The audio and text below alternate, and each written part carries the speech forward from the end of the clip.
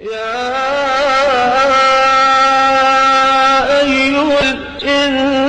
الإنسان ما غرك بربك الكريم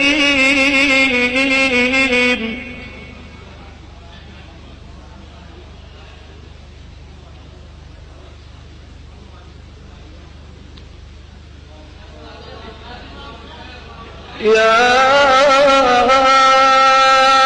أيها الإنسان ما غرك بربك الكريم الذي خلقك فسواك فعدلك